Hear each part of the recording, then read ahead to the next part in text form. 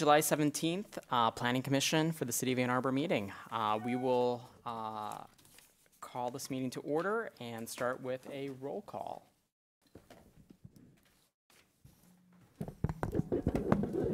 I promise. Commissioner Ackerman. Here. Commissioner Briggs. Here. Commissioner Gabrandel. Commissioner Mills. Here. Commissioner Milstein. Here. Commissioner Sauvé. Here. Commissioner Trudeau. Commissioner Weatherby. Here. Commissioner Woods. Here. We have quorum. Great, thank you. Moving on to introductions. We do have one introduction for this evening. We have a new commissioner that's joining us. Commissioner Lisa Sauvé. She had her first meeting at the working session, but this is her first live on television appearance on behalf of the Planning Commission. I don't know if you would like to say a few words about your background and to make you repeat your spiel from the working session. Hello. Thank you for having me on the commission. My background, I am principal architect at Synecdoche Design Studio, office that I founded here in Ann Arbor. Working session was a great primer for the agenda tonight, so ready to rock and roll. Thanks. Great. Well, welcome to primetime. And we will move on to approval of agenda, but we have a couple comments first from the planning manager. Brett? Yes, I don't have any requested changes to the agenda, but I do want to highlight a couple of items. For a couple reasons, I'm requesting your postponement of 3 petitions that are on the agenda for this evening. First, items 11C, which is 1420 South Maple, a proposed 256 condominium development, and item 11E, 202 Miller, a medical marijuana provisioning center special exception use permit application. We erred and included an incorrect date on the public notice. To that end, my request to you this evening is to hold the public hearing on these, defer any deliberation on the items, continue the public hearing to the August 8th meeting, at which time we will renotice those items and provide you with a complete staff report, continue the public hearing, and any recommendations that you wish to take. Additionally, for item 11B, 1251 North Main, the petitioner has requested postponement to consider comments on that review regarding traffic circulation. So I'd like to postpone that item as well to the August 8th meeting for that reason. And just to be clear, for the benefit of members of the public and commissioners, as I indicated, I would request that these public hearings be held this evening because they are on our agenda. However, again, I don't anticipate providing you any staff recommendation on these petitions. I would recommend holding the public hearing, continuing it to August 8th, at which time we would do a full presentation. Any member of the public who would like to address these projects is welcome to do so at either public hearing, either this evening or on August 8th. However, you can only address the Planning Commission on the item at one time. Thank you. Do you have a motion to approve the agenda? Moved by Commissioner Weatherby, seconded by Commissioner Mills. Any discussion? All those in favor, please say aye. Aye. Any opposed? Moving forward to minutes of previous meeting. We don't have any minutes for our review this evening. Moving on to reports from City Administration, City Council, Planning Manager, Planning Commission officers and committees, written communications, and petitions. We all start with Commissioner Ackerman with City Council report, which is a great long report, I think. Yeah, thank you, Mr. Chair. It's actually been 2 city council meetings since we've last seen each other because of our cancellation 2 weeks ago.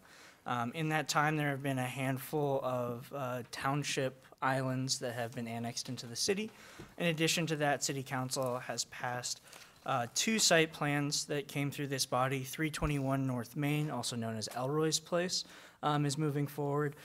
To our knowledge, it's the first privately funded development that will reach a LEED Gold certification, which is very exciting, and I think will bring a lot of mixed use and activity to that section of the North Main corridor.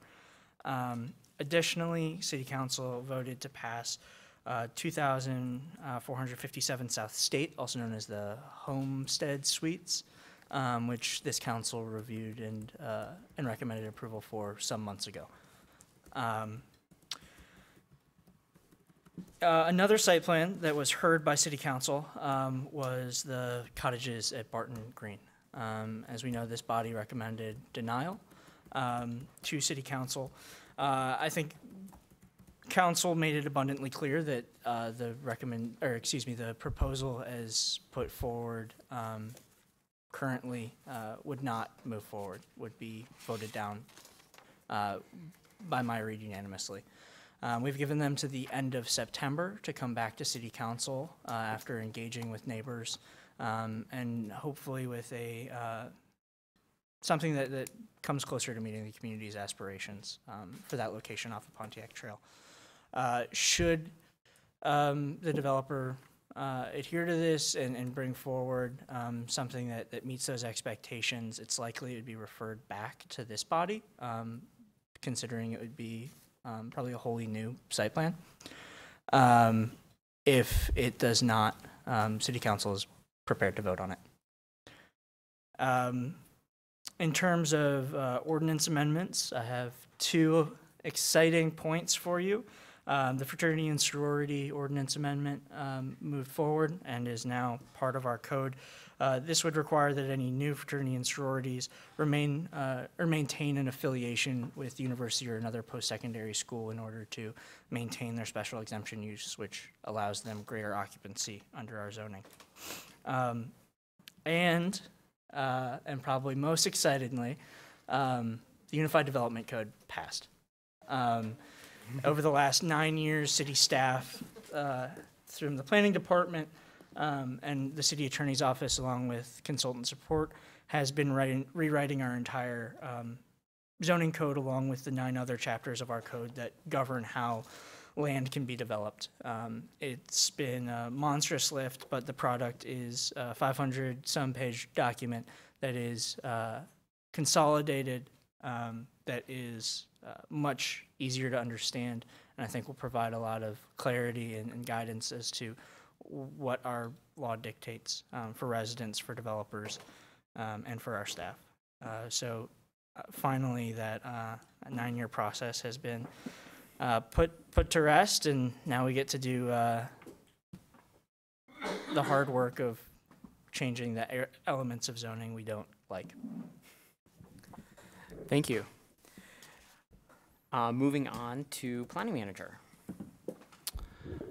Just a couple of minor updates also from City Council meeting last evening. A couple of additional rezonings were finally realized from township, former township properties to were previously annexed into the city and now rezoned to R1. This includes 2 properties on Kimberly and 1 on Newport Road. A series of ordinance amendments were passed on first reading. That means we still have to go to second reading, but just a quick status update.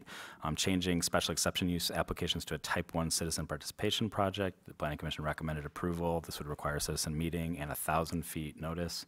Amending the requirements of provisioning centers to require separation of 1,000 feet from other provisioning centers instead of the current 600 feet.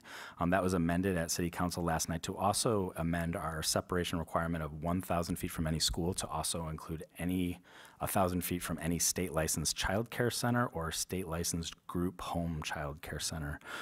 Still starting to put together some of the information. There is probably going to end up being about 100 to 125 such centers in the city, but we'll provide that additional information to City Council as far as their final deliberation. And then first reading of the medical marijuana infused product processor definition and as a special exception use in a couple of commercial districts. And then finally also City Council directed Planning Commission to come back to City Council with planning staff with recommendations to evaluate the city's design review process for downtown buildings. The resolution asks that the Planning Commission, in partnership with the Design Review Board likely, put together an approach, not the answers, but an approach to evaluate our downtown design review process for downtown buildings and sort of present a framework for action to the City Council by October 15th of this year.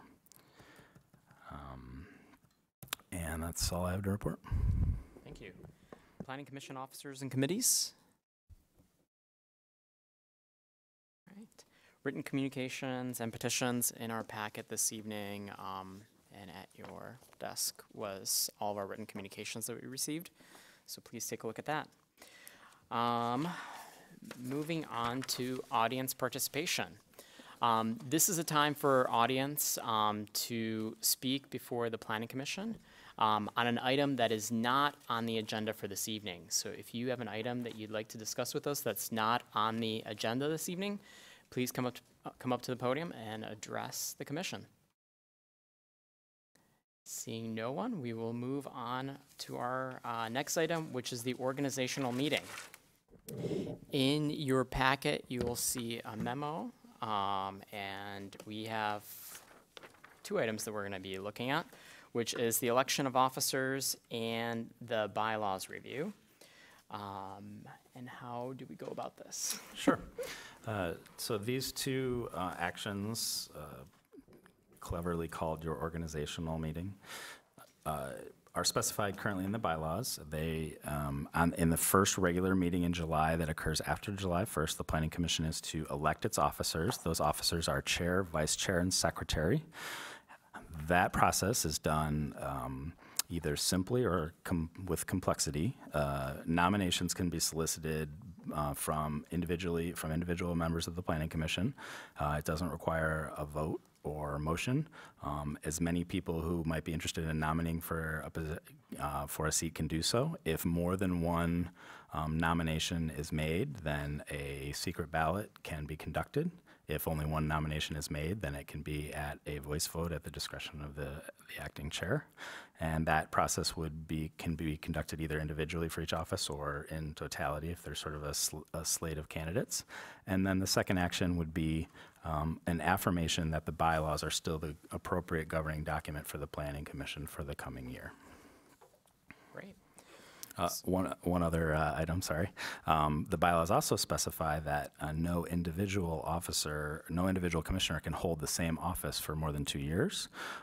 Currently, our 2-year chair has exited the commission, and we have both Commissioner Milstein has been vice chair for 2 years, and Commissioner Mills has been secretary for 2 years. So the pressure's on and change is afoot. The time has flown by. Commissioner Weatherby. For the people who are gone, can we nominate people who are not here? Most definitely. You can. Typically, under rules, we would provide the opportunity for someone to decline a nomination. I'm comfortable if you wanted to bestow that on somebody who wasn't here. If for some reason they chose that they couldn't serve, I would ask that we reconsider that position, but it's certainly possible to take that action. Great. So I will now solicit nominations for, does anyone have any specific order they'd like to go in? Commissioner Mills. I would like to nominate you for chair. Thank you, and I accept that nomination. Are there any other nominations for chair? All right, hearing none. All those in favor, please say aye. Aye. Oppose? Thank you. Moving on to nomination of vice chair. Do we have Commissioner Ackerman? I nominate Sarah Mills. Commissioner Mills, do you accept? Yes. Do we have any other nominations for vice chair? All those in favor, please say aye. Aye. Oppose? I will now seek nominations for secretary. Anyone? Then we should nominate someone who's not here. You may nominate yourself if you so desire. Absolutely not. Anyone? Commissioner Mills. I would like to nominate Commissioner Gibb Randall. I believe that she may be interested. I think if she was here, she would agree. Any other nominations? See none? All those in favor, please say aye. Aye. Oppose? Excellent. All right. Moving on to bylaws review. We have a motion before us here, and the motion is move that the bylaws of the Planning Commission be affirmed as currently adopted. Moved by Commissioner Woods and seconded by Commissioner Mills. Any discussion? Seeing none, all those in favor, please say aye. Aye. Any opposed? Our bylaws are affirmed. So moving on to public hearing scheduled for next business meeting. Mr. Leonard. We're still finalizing that list. As referenced, it will include the 3 petitions being postponed this evening: 202 Miller, 1420 South Maple, and 1251 North Main. It will also include 2 temporary cellular towers. Mr. Kowalski, could you remind me of the addresses of those? One's on Adams. And Madison? And Adams, and the other one's at the corner of Madison, where the one was last year that you saw at the Fingerly property. Sorry, the Fingerly property was the location of one, and Adams, near where the bend and it kind of hooks into Hill, I believe, is the location of the other one. Sorry, I don't know the addresses. They're both cellulars on wheel. So these are temporary cellular facilities that are typically requested for approval during the duration of the Michigan football season. Very exciting. We've all become experts on cows. All right, thank you. Moving on to unfinished business. Item 10A, 1115 Broadway, special exemption use and site plan for City Planning Commission approval. Mr. Kowalski. Okay, thank you. Okay, this is one that you all saw briefly back in April. It was requested for postponement at that time. Obviously, it's back here tonight with a recommendation of approval with conditions. So here we go for the subject site. You can see from the aerial photo, it's located right on the corner of Plymouth, Maiden Lane, and Broadway, kind of at the triangle piece right there, with the parking lot immediately adjacent, kind of to the southwest there. The subject site is Zone C1, which is a commercial zoning. Here's the buffer map. So you can see it's well out of the buffer of either a school or another provisioning center. It's a little light, but we'll go to, if you can see first, this is a subject site. So the existing building is a 4,000 square foot retail building. Its previous use was a church. It's been retail uses or daycare uses for the past 15, 20 years or so. So what before you tonight is the request for a provisioning center for the 4,000 square foot building. That would require a total of 13 parking spaces. As you can see from the survey here in front of you, pretty much the parking lot goes from property line to property line along that south, and there's slight encroachments into the right-of-way. There is an existing curb cut to Plymouth Road to the north that, although it's been kind of functionally closed for many years now with planters in front of it, I will address that in a minute in the proposed modifications to the plan. Briefly, when we saw it at the April meeting, there was some concern from Planning Commission regarding currently, there's no sidewalk that exists along Plymouth Road. There is a sidewalk along Broadway, which is to the south, kind of the bottom of the site here. There was no sidewalk along Plymouth Road. Another concern mentioned at that time was regarding a rather large accessible ramp in the front. So both of those issues have been addressed, and we'll get to the proposed plan. So again, areas here that you see in green are areas that are existing impervious surface that are proposed to be removed. As part of this, the curb cut to the north to Plymouth Road will be permanently removed and curb restored as to city specifications. The sidewalk in that area, we did review after the meeting, and the sidewalk in that area, completing that sidewalk link is actually a requirement in development agreement of the larger project directly across Broadway, 1140 Broadway, I believe it's called. So they had agreed through that petition to install the sidewalk along Plymouth Road. So that sidewalk will be installed. Petitioner has already pulled permits, as a matter of fact, for, I don't believe it's constructed yet. I haven't gone out there in the last 2 weeks. Okay. They have pulled permits for a new accessible ramp that you can see some of the pictures in front. It's arguably a much nicer look. It's a more permanent feature than the old kind of aluminum ramp that was there before. As I said before, so there's no, other than removing of the impervious surface, there's no expansion of parking or anything else. The site, for the entire 4,000 square foot building, it would require 13 parking spaces. They have 13, they have rights to use 13 spaces right now as it is. However, staff has advised them there's one space that was kind of, you can see the pointer down here, I guess it'd be the southeast corner of the site, that would and going historical photos, it looks like it's been used for quite a long time as a parking space. It backs directly across the sidewalk and into the street.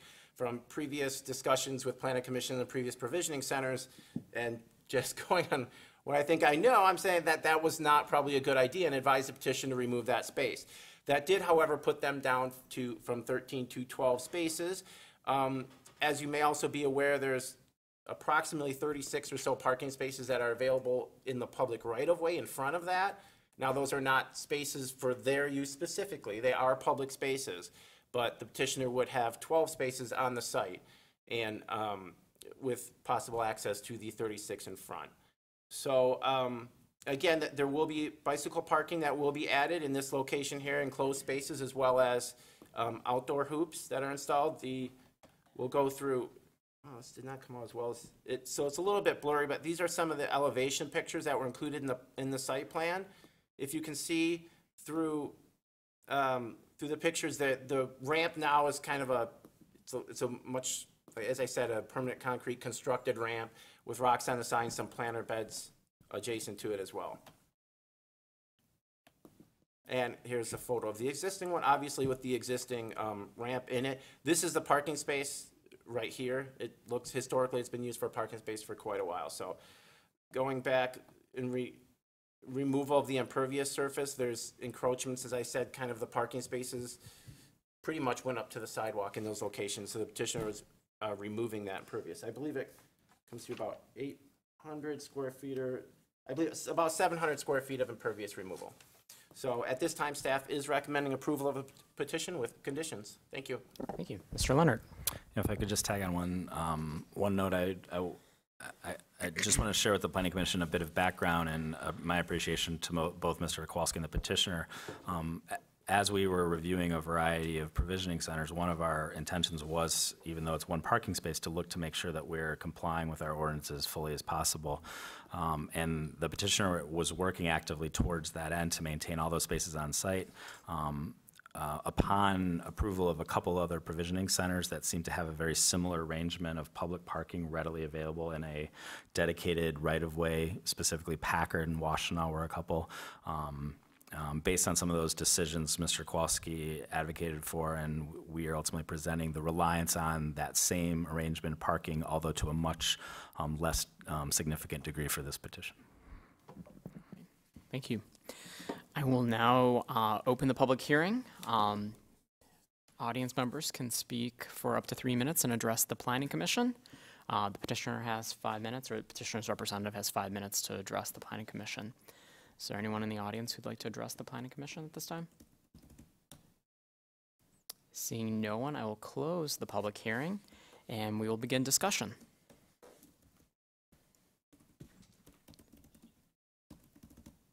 Oh, sorry.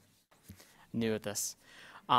We do have to move and second this. So I would like to go back to the good old days where I have asked my fellow members to read the motion, since this is a page-long motion.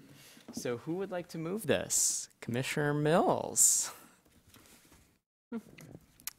I move that we take up the Ann Arbor City Planning Commission, after hearing all interested persons and reviewing all relevant information, including an accompanying site plan, finds the petition substantially meets the standards in Chapter 55 Zoning Ordinance, Section 5:104 Special Exceptions, and Section 5:50.1 Regulations concerning medical use of marijuana, and therefore approves the 1115 Broadway Special Exception use for a medical marijuana provisioning center.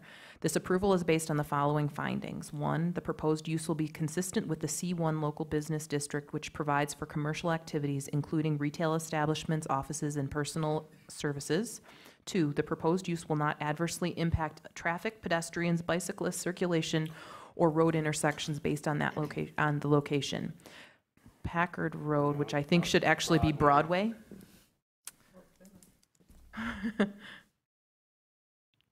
Should we be I guess since it's right on Broadway, and that's where the curb cut leads access to is? Broadway. Yeah, okay.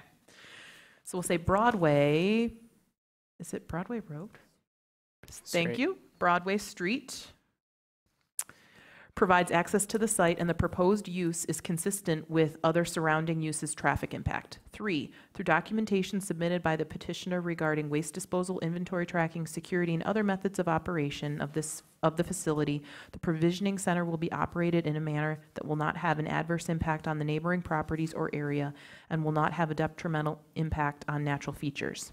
This special exception use approval is based on the following conditions. 1, the petitioner obtaining and maintaining both a state of Michigan medical marijuana license and a City of Ann Arbor medical marijuana permit, and providing documentation to planning services within 3 years of the City Planning Commission approval date of this petition.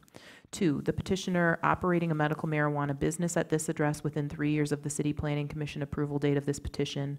3, the petitioner will remove the Plymouth curb cut and restore the right-of-way according to city standards. 4, the petitioner will install 4 Class C and 2 Class B bicycle parking spaces as shown on sheet C 1.0. The parking spaces must be installed by August 30th, 2018. And that the Ann Arbor Planning Commission approves the attached site plan which demonstrates compliance with the applicable special exception use standards as no physical development of the property is proposed. Thank you. Do we have a second? Seconded by Commissioner Weatherby. We are in discussion. Commissioner Briggs. So I don't think I was here for the April meeting. I don't think I was here for the April meeting when you guys discussed this, but so I just had a question about the Plymouth Road sidewalk. I understand why that's been removed. It sounded like that was part of what got brought to the table in April, and I'm just wondering about the timeline for when this moves forward with 1140, just what that timetable looks like and the potential if, I'm sure that project's moving forward, but if for some reason it didn't, what that would look like as well, because this is something that this is a horrible sidewalk gap in our city that needs to be filled as quickly as possible. So I understand that there are some deeper pockets perhaps at the table, but I just wanted to have some discussion around that item and staff's thought on that. Well, I can respond. I mean, it is a good question. You're right, we're relying on another development to install that sidewalk gap in that location. So basically, I suppose if that development did not go forward, that sidewalk link would not be installed in that location. It's up, because as I said, it's integrated into that development and development agreement and all that. I mean, it is in the CIP to get done. It's an identified sidewalk linkage, but again, that's priority driven. I mean, so it could get elevated, but.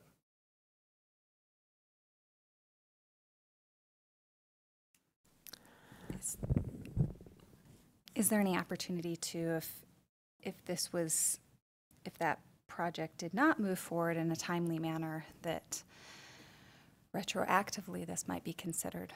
I don't know. That's a little random, but it's particularly important for this development and this site in particular to have that sidewalk. So that's what my concern is. I'm going to fret for that one. That may be a little. From my lens, non-motorized circulation is a specific special exception use. I think the question is a good one. If you felt that it was really critical that this be addressed regardless of other reliance on other petitions, then I think it would be appropriate to perhaps consider it as a condition. You could consider it as a condition with a similar time horizon as the 3-year compliance as some of the other standards. That would provide some window for the other development to proceed with some of its infrastructure work. But by adding the condition, to be clear, if for some reason, be it timing with that project or other challenges to that, then it would obligate this property owner to comply with that within that time frame.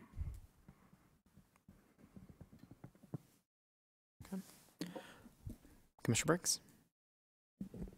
So I guess if there was support, I would be interested in adding an additional condition that would kind of put this as a special exception to be, at the end of that 3-year timeline, sort of 3 years out, essentially, if that sidewalk hasn't been built, that this might be responsibility of this petitioner.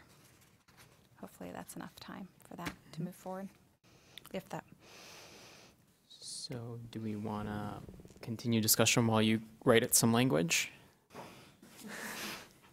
Yeah. Or we'll come back to it. Commissioner Woods. Just a question in terms of, I don't see, do we typically have, or maybe we don't have any sort of a development agreement along with the items like this? So therefore just amending the motion is Yes. sufficient? Yes. Okay, and I would also be in support of that. I also had a question related to traffic, and that is, do we have a bigger picture which shows us from this other project that we've been referring to, the roundabout that's going to be in that area? I just wanted to see how that will work with this project.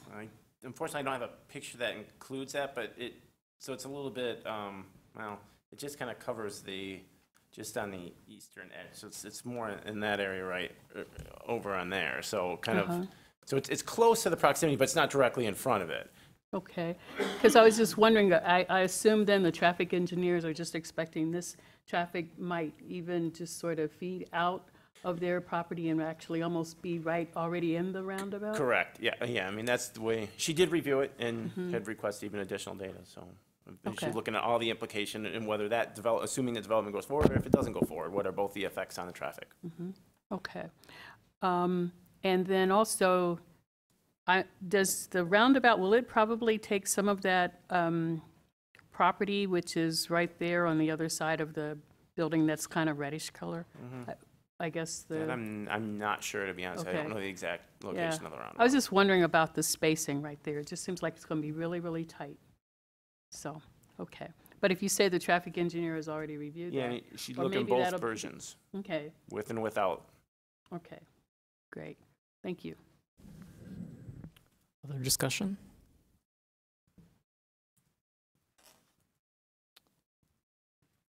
While Commissioner Briggs is typing up the language, or Commissioner Mills is writing up the language, I will just mention, I do want to give just the ramp was one of my bigger issues, and the architect has done a really nice job.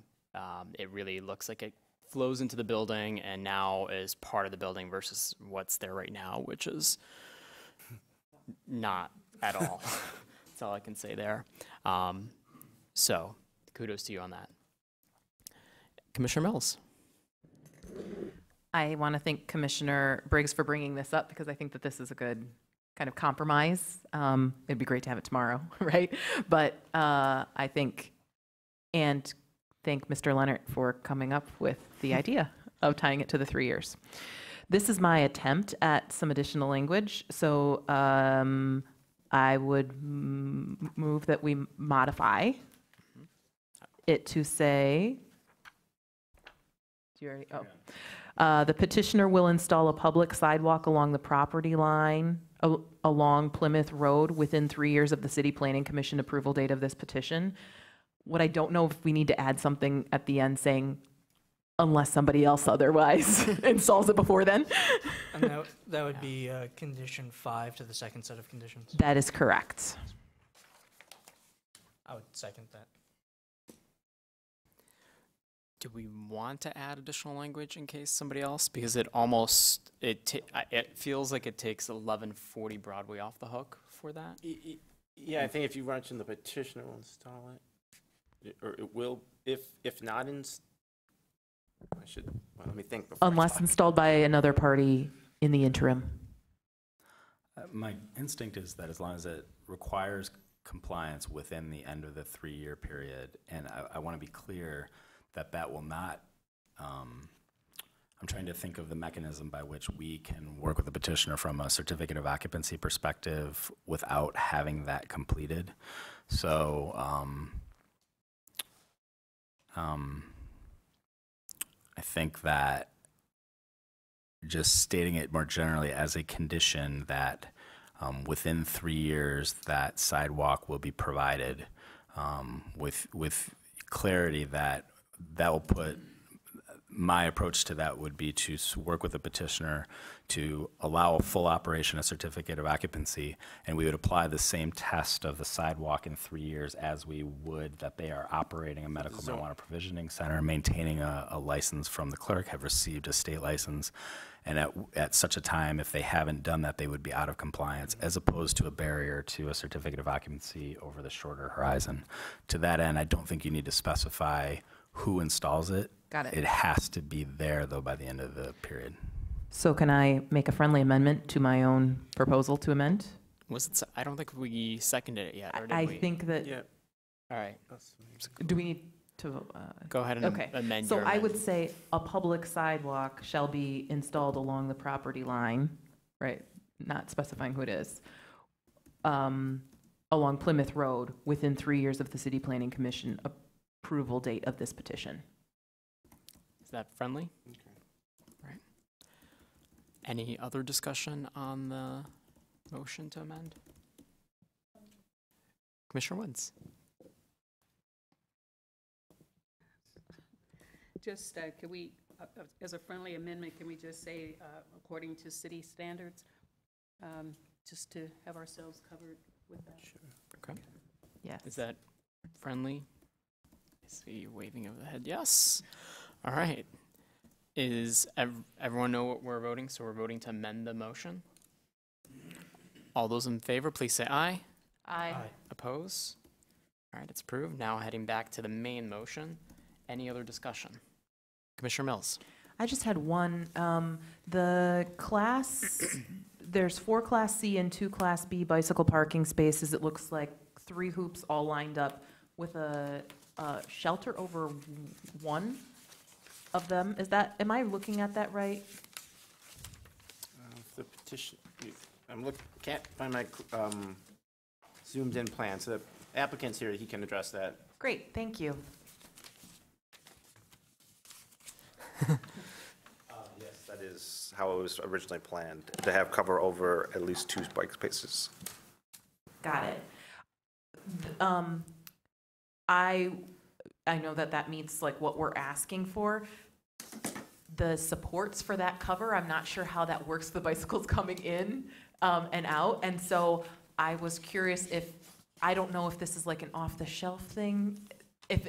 I know it's asking more than what you're required, but it just might work better if it extends longer or there's more space. I'm just thinking like, again, the supports for that thing.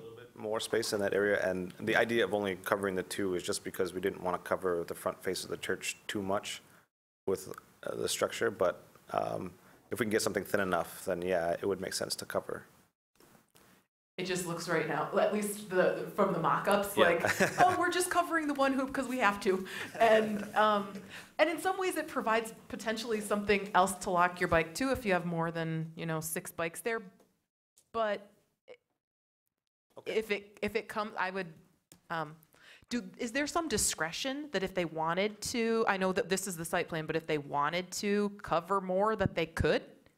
You can go up in class, yes. I mean, you can't create a lot of more impervious surface, but that wouldn't be the case in here. So yes, if we went out there and the cover was larger, they couldn't make it smaller, but if they're adding larger, then. Okay.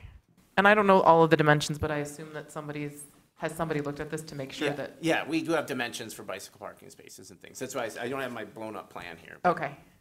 All right. So I would just encourage you to think, I mean, at least as right now, it looks like, we needed to cover 1. That's all we did. And so you might consider what's available. But I know if Absolutely. not to have something specially fabricated. Thank you. And if you don't mind stating your name for the record? Kyle Gonzalez of Damian Farrell Design Group. Thank you. All right, any other further discussion on this? All right, seeing no further discussion, we're ready for a vote. All those in favor, please say aye. Aye. Oppose? It's approved. All right, moving forward to regular business, 11A. 811 North Main Street Special Exemption Use and Site Plan for City Planning Commission approval. Mr. Kowalski. Okay, thank you. Okay, 11 again, another medical marijuana provisioning center. Subject parcel you can see indicated here on the west side of North Main Street, just near the intersection with Depot, just north of Summit. Currently in the building right now, there is a coffee shop on the ground floor. This provisioning center would occupy the second floor of the structure. The subject site is Zone C1, which is commercial zoning. The buffer map you can see here out of the vicinity of any schools or other provisioning centers. Survey / site plan in front of you here. So again, the existing site, they are not proposing any additions to the existing site. It's reuse of the current building. The provisioning center would be on the second floor. There are a total of six vehicle parking spaces that are required for the entire building to be used for retail uses such as this. They do have 6 parking spaces on the site currently. They have 5 with 1 barrier-free accessible space located in this area. They are installing they may already have the bicycle parking installed. I'm gonna have to double check that again. It's been a couple weeks since I've been out there. One of the requirements through planning was the parking lot, if you've seen out there, is in pretty deteriorated condition. So planning staff has asked and they've indicated that they would repave the existing parking lot, not to expand the parking lot, to pave it to, as you can see here on the site plan, there are bumper blocks that right now there's no set border to the parking lot. It just kind of flows into the gravelly and eventually into the grass area. Based on historical photos and things like that, we established where the parking lot, basically the line has been, and requesting that it remain there. So install bumper blocks or some kind of curb line delineating that to keep the parking from encroaching into the grass area. So get to, okay, just a photo of the subject site. Again, really staff at this time is recommending approval conditioned upon, well, you see the motions in front of you as well as the repaving of the existing parking lot. Thank you. Thank you. I will now open the public hearing on this. Anyone in the audience wish to address the Planning Commission? Seeing no one, I will close the public hearing, and I will have a commissioner read and move the motion. Commissioner Weatherby. I guess I volunteered. You looked over. I did. They'll teach me. All right. So the Ann Arbor City Planning Commission, after hearing all interested persons and reviewing all relevant information, including an accompanying site plan, finds the petition substantially meet the standards in Chapter 55 zoning ordinance, Section 5:104 special exceptions, and Section 5:50.1 regulations concerning medical use of marijuana, and therefore approves the 811 North Main special exception use for a medical marijuana provisioning center. This approval is based on the following findings. 1, the proposed use will be consistent with the C1 local business district, which provides for commercial activities including retail establishments, offices, and personal services. 2, the proposed use will not adversely impact traffic, pedestrians, bicyclists, circulation, or road intersection based on the location. North Main Street provides access to the site, and the proposed use is consistent with other surrounding uses' traffic impact. 3, through documentation submitted by the petitioner regarding waste disposal, inventory tracking, security, and other methods of operation of the facility, the provisioning center will be operated in a manner that will not have an adverse impact on the neighboring properties or area and will not have a detrimental impact on natural features. This special exception use approval is based on the following conditions. Thank you. 1, the petitioner obtaining and maintaining both a state of Michigan medical marijuana license and a city of Ann Arbor medical marijuana permit, and providing documentation to planning services within 3 years of the City Planning Commission approval date of this petition. 2, the petitioner operating a medical marijuana business at this address within 3 years of the City Planning Commission approval date of this petition. 3, the petitioner will repave and install parking blocks along south edge of the existing parking lot. 4, the hours of operation will be within 9 a.m. to 8 p.m. Monday through Saturday and 10 a.m. to 6 p.m. on Sundays. And that the Ann Arbor Planning Commission approves the attached site plan which demonstrates compliance with the applicable special exception use standards as no physical development of the property is proposed. Thank you. Do we have a second? Commissioner Mills? Moving on to discussion. Commissioner Mills? So the first question that I have, again, is about bicycle parking. I see the Class B bicycle parking area marked on the site plan, but it says something about there being 1 Class B and 2 Class C. So where's the Class C? Is there a petitioner here? Yep, they are here. Great. Effectively, like, yeah, there should be 2 hoops. Yes, we have to install those still. Okay, and are they both in the same area then? We are going to put them in the same area as the one that's currently there. I think there's going to be room for that. If The there's part any- that's marked here, and so this is, if it's marked as Class B, then it must be covered already, or that's what Class B means? There now is not covered, no. Okay, But I think we They'll have, need a covered, yes. Yeah. You need the covered, and then the 2 Class Cs, correct. okay, so, oh, sorry, that was So really that can be loud. So I just wanted to, it's just because Class C isn't marked anywhere on here, I wasn't sure where that was We could going. clarify that as adding a condition, but that's correct. That's what the plan would show in detail. But you can add that, because that is the requirement, if you feel Okay. comfortable with that. Correct. Yeah, I think that maybe we should make sure that we include that. I think I will work up a revision to exception 3, just to make sure that bicycle parking is installed. Yes. The 1 Class B space and 2 Class Cs, and if they Mhm. all 3 end up being Class Bs, all the better. Yep. Class B covered, Class C open to the sky, effectively.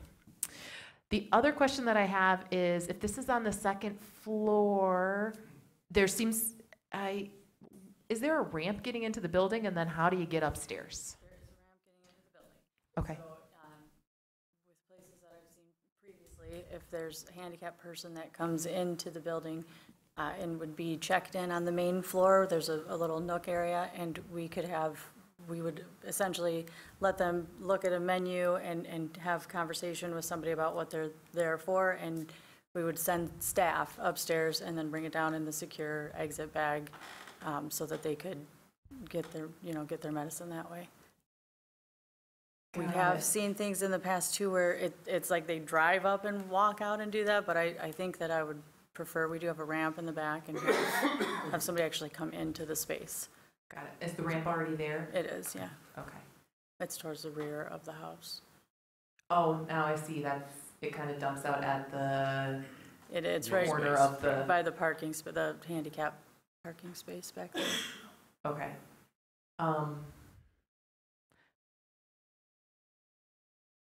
All right. I would have kind of expected maybe the cafe was upstairs and then the provisioning center was downstairs, but, okay. I don't have any more questions. I don't know what the comment is on that. It's just interesting. Thanks. You're welcome. Further discussion? Commissioner Sauvé? I have a question about the hours of operation. Mhm. With the traffic light, there's a previous traffic light that has a no left turn at certain times, and then the next, so I'm just wondering if that was what the consideration was for the traffic report and assessment? No, for the, for the traffic or the hours of operation? If those correlated or not. No, we don't put any, the hours of operation are really something that's typically volunteered strictly by the applicant. Okay. I mean, if it was something that we felt we could push back on, if it was midnight or something, we would, but no, those are offered. But, and maybe it's related to your question, but the traffic engineer did look at this extensively and had also asked for a more supplemental data on this as well. So she requested additional data, presumably looking at those intersections, because obviously, as you said, there's a couple of conflicts with turning movements. So she did look into turning movements as well as the lights in that area. Okay. Commissioner Weatherby? So, and maybe I'm just not seeing this, the petitioner will repave and install parking blocks along the south edge of the existing paving lot, or parking lot, but will the whole parking lot be repaved? Yes, that was Okay. my intent. If it doesn't come across that way, I apologize. But yes, the entire parking lot would be repaved to the extent you see here. And then then the parking just the parking blocks on the south. installed along here, correct. Because right now, just kind of, there's no border, just Right. flows. Okay. Okay. Thank you. Commissioner Woods. Wanted to go back to follow up with the question that Commissioner Mills had in terms of the operation being on the second floor and using that space. Could the petitioner come back up for a second? Thank you. Could you explain that to us one more time? Because it sounds as if you're actually using the first floor as part of your operation as well, because you said something about people or patients would come in and they'd look at the menu or what have you, and then the order would be sent upstairs or that sort of thing. So technically, are you using that first floor as well? Or how, or, could you just explain to us how that works? Sure. I think that the business plan now allows for somebody that is handicapped and couldn't get up the stairs to still visit our facility and come in a safe and secure way. And we would be notified that they're there. We're planning to have 2 staff people there on site at all times, and somebody would come down and show them a menu, mobily. It's not something that would stay on the first floor for anybody to kind of thumb through or look at when they walk in. And then that staff person would go upstairs into the actual facility and handle everything and handle payment and just make it easy for people that come in that are in that kind of a situation. I still want to try to provide for them in a safest way possible. Right. So I totally understand that. I'm just trying to figure out whether or not that then complies with, ADA kinds of things, if that's... The restroom down there, if they needed to use something like that, I mean, that's ADA compliant. We just opened the coffee shop a year ago, almost to the date, so that sort of thing is accessible to them, when they come in the back door there, if they have to stop and do that. And there's room in the lobby in the coffee house to wait for something like that. So on the first floor, there's a coffee house and a lobby. It's an old house, so when you walk in the back, it would be where like the old kitchen would be. It was removed, so it's just seating back there. And then there's the main little bar area, which is where we serve the coffee, and then the front of the old house, like a living room, if you will, that's seating as well. But technically, that's not a part of the operation, or it is?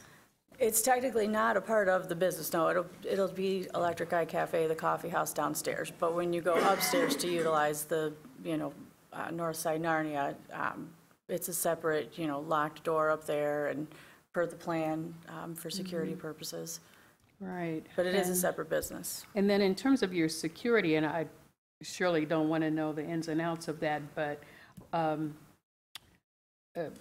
is that first floor also considered security proof or whatever? We do have cameras on site and security in that regard. I don't anticipate putting a steel door or anything on the front door of the cafe. Once you get upstairs, then that's when you would have something more secure like that. Right, okay. All righty. Well, thank you. And I wanted to mention too that we did pave the parking lot. That we have to put the blocks in, but the parking lot is paved. Okay. Looks really nice if you go by there. Thank you. Thank you. So for staff, I don't know that we've had many petitions so far where it has been a second floor, or if it has been a second floor, maybe there was an elevator or something. I'm thinking about the one that was over on William, maybe near State or Don't something? recall, like I say, Okay. I personally haven't done one, Oh, okay. but I don't know that there aren't. Okay. I mean, we So- mixed uses. We had at least one on Plymouth that was a second story, but again, I guess my advice would be to focus on the land use aspects, any ADA specific from issues from a building code perspective. Keep in mind, this is the first step. After this enables a petitioner to apply for a certificate of occupancy with the building department to make sure that the space is fully compliant from a building code perspective. Okay. So while I certainly don't know the detailed answers to those questions, I can assure you that that occupancy of the building for the public to access it will be fully vetted by the building department before it Okay. proceeds. Great. I guess that's the question I had, so thank you. Further discussion? Commissioner Mills? Not discussion, but I would like to move to amend the motion, specifically condition 3, to make this addition to the end of condition 3, which is, and provide a minimum of 1 Class B bike space and 3 total bike spaces. Do we have a second? Commissioner Ackerman? Discussion on the amendment? Seeing none. All those in favor of the amendment, please say aye. Aye. Any opposed? It's approved. Back to the main motion. Any further discussion? Seeing none. All those in favor, please say aye. Aye. Oppose?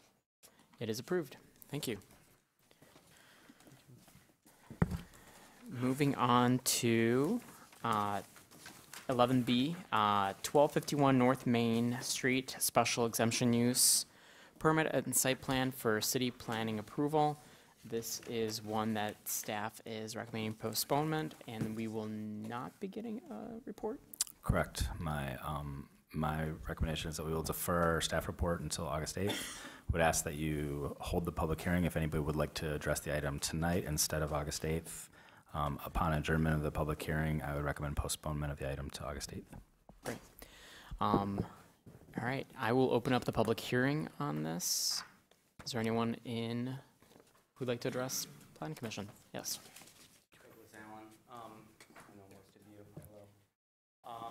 My family owns property right across the street from this. If you can speak into the microphone right there. Oh, sorry, I thought that was just a light.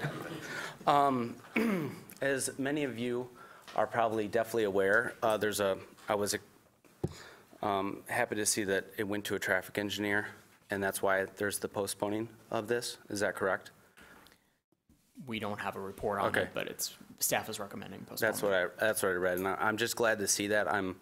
I guess I'll just second that intersection is very dangerous, and so I just hope the traffic engineer is looks at it very clearly in terms of the egress and hours of operation.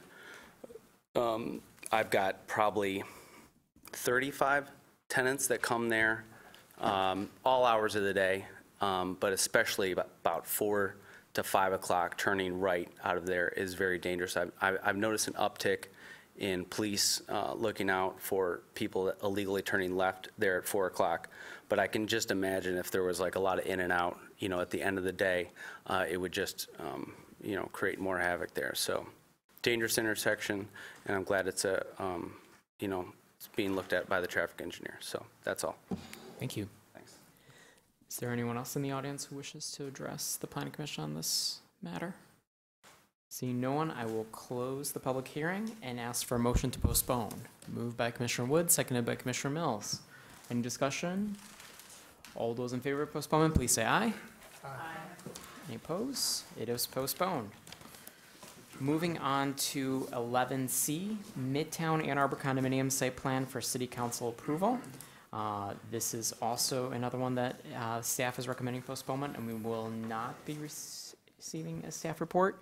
So I will open this up for public hearing at this time. Is there anyone in the audience who wishes to address the Planning Commission in regards to this? Seeing no one, I will close the public hearing and ask for a motion to postpone. Moved by Commissioner Mills, seconded by Commissioner Ackerman. Any discussion? Seeing none, all those in favor, please say aye. Aye. Any opposed? It is postponed. Moving on to 11D, 1958 South Industrial Highway, special exemption use and site plan for City Planning Commission approval. We will start with the staff report. Thank you. This site is located south of Stimson on the west side of South Industrial Highway. It is zoned C3 fringe commercial. It is surrounded by commercial and to the north to the south. To the west where the railroad tracks are, it is township parcels. And to the east, there is multifamily residential zoning. Here you can see the medical marijuana applications met. It is 600 feet away from other provisioning centers. That's shown in yellow. The red circles are the closest schools that are a minimum of 1,000 feet away from this site, along with the underlying green designation for where they're permitted for provisioning centers. Here's the site plan. This is one of the original site plans that came in back in approximately 1972. There are 4 buildings on site, approximately 30,000 square feet. The one in particular is the building D, which is all the way to the south. They're proposing to use existing space totaling 2,400 square feet. It is a 7,000 square foot building. There are no changes to the site. It's a little washed out. You cannot see the proposed bicycle parking, which is in the center of the site, that will be shared with all of the buildings. There's approximately 170 parking spaces to be shared. No changes. Here you can see a blow-up of the floor plan, the 2,400 square feet of the provisioning center. Again, you can see on the top, that's looking at the proposed storefront in the existing strip mall, the 2,400 square feet, and off from South Industrial Highway, looking to the west where there's one of the curb cuts. Staff's here to answer any questions you may have. Thank you. All right. Who is the lucky commissioner who will get to read the motion? Public hearing. Oh, I'm sorry. We'll open up the public hearing. I was so excited to have someone read the motion. We'll open the public hearing. Yes. Good evening, Planning Commission. My name is Alec Riffle. I'm representing TCMI Ann Arbor 2 LLC, the petitioner. I kind of just have a question. It came to my, landed on my table today about the proposed hours, and I didn't know, or I guess I still don't know the answer, whether or not if there are declared hours in the operation statement, are we bound by those? Or are we bound by the hours for which we can be open in the ordinance itself? So if we were to expand our hours, do we have to come back before the Planning Commission to request that? Okay. I don't know. I'm not expecting an answer. I just wanted to put it on your table. Great. We'll discuss it during our discussion. Anyone else wish to address the Planning Commission on this?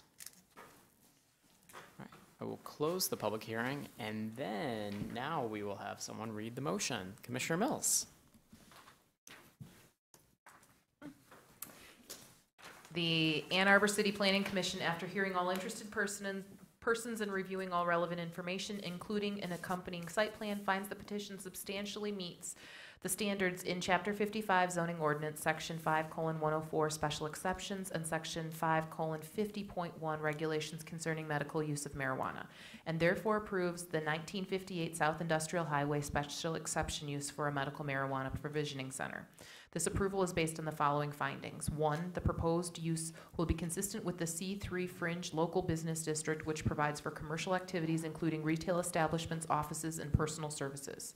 2, the proposed use will not adversely impact traffic, pedestrians, bicyclists, circulation, or road intersections based on the location. South Industrial Highway provides access to the site, and the proposed use is consistent with other surrounding uses' traffic impact. 3, through documentation submitted by the petitioner regarding waste disposal, inventory tracking, security, and other methods of operation of the facility, the provisioning center will be operated in a manner that will not have an adverse impact on the neighboring properties or area and will not have a detrimental impact on natural features. This special exception use approval is based on the following conditions. 1, the petitioner obtaining and maintaining both a state of Michigan medical marijuana license and a City of Ann Arbor medical marijuana permit, and providing documentation to planning services within 3 years of the City Planning Commission approval date of this petition. 2, the petitioner operating a medical marijuana business at this address within 3 years of the City Planning Commission approval date of this petition. 3, the petitioner will install bicycle parking spaces on the site according to the site plan sheet AS-101 by August 31st, 2018. 4, the special exception use may occupy no more than 2,600 square feet of the entire building. 5, the petitioner will maintain the operating hours of 11 a.m. to 8 p.m. Monday through Saturday and 12 p.m. to 7 p.m. Sunday, and that the Ann Arbor Planning Commission approves the attached site plan which demonstrates compliance with the applicable special exception use standards as no physical development of the property is proposed. Do we have a second? Seconded by Commissioner Ackerman. Discussion.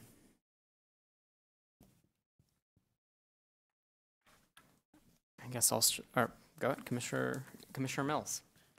I was just hoping that staff could enlighten us all on how the hours of operation work. Yeah, they're not, with the special exception use, it's what's been determined in the actual motion. So it's something I think the petitioner, we've had some brief discussions. I think he might want to change those around to give him a little more flexibility than the hours that were proposed. So whatever is approved are the hours he'll have to abide by unless he comes back to Planning Commission to change those hours of operation. Thank you. Are you concerned by what is proposed? So this is a new business, so the hours are going to be kind of shorter in the beginning, but who knows, it might be successful. And if it is, I just don't want to have to come back here and waste, I don't want to waste time, but request to have our hours expanded. If I could right now, I would amend it to the maximum hours allotted, though we wouldn't hit those for many years, just to have the flexibility. I don't know if that was kind of a formal request, and if we can do that, that'd be great. I didn't know that for the first petition that I was involved with at 2730 Jackson Ave. That was not a contingency, though technically it is a contingency, so I guess I'm kind of locked into the hours, or that business is locked into the hours for which it's stated in its operations plan. So either way, I think I have to come back for that one and request expanded hours. So I guess, to not have to do it twice, we can expand the hours for which this this petitioner is going to operate. That'd be great. I don't know if this is like the right time to do that, or if we amend it some other time. Or... No, I think this is good for us to talk about now, because as you saw, we can't amend Right. these petitions here. So I think, thank you, that's really helpful. And I think it's kind of up to us then to say, what are the limitations that we would like to see on either side. Is that right? Yeah, absolutely. And just one thing I would have the Planning Commission particularly consider when you're looking at that. I think my recollection or my experience in these provisioning centers that have been considered thus far this year is the hours of operation became of particular concern when such uses might be proximate to residential areas. Mm-hmm. This is not too far from a residential neighborhood across the street and an apartment home development. Nonetheless, it doesn't have immediate residential neighbors. So I just put that out there as sort of a factor. That's how we got to trying to reference those hours to the greatest extent we can, but that's where it came from. But you're absolutely right. If Planning Commission for some reason was not concerned about those hours, there's no requirement that those restrictions be placed as a condition. And just so I kind of understand where this came from, is this from what their proposal was to us, Mr. Chang? Yes, these were their hours that were originally proposed. Got it. And the ordinance reads it needs to be within, do you remember? Is it 9 to 9? I don't know those hours off the top of my head. Okay. Oh, we're going to the UDC, the Unified Development I will tell you, Code. retail businesses are definitely open past 9 o'clock at night, so I know those. It's not 9 to 9. Yeah. There are businesses that are open, bars are open until midnight, 2 o'clock. So, but these were the hours that were proposed, and I think from previous provisioning centers, we've been pretty consistent with shorter hours on Sunday, and I haven't seen much past 9 o'clock on all the other provisioning centers. So, but that's a discussion for Planning Commission. Right. I don't have any proposal, so I just wanted to put it out there, and it looks like maybe somebody else does. The specific development standards actually don't specify hours of operation for medical marijuana facilities. However, it does identify hours of operations as one of the operational standards that the Planning Commission might consider in granting a special exception use. Commissioner Ackerman. Thank you, Mr. Chair. I am a little, so just, I think the precedent we've been setting is looking at like businesses in the area and trying to draw off that as reference. This is immediately next door to a liquor store that's open until midnight.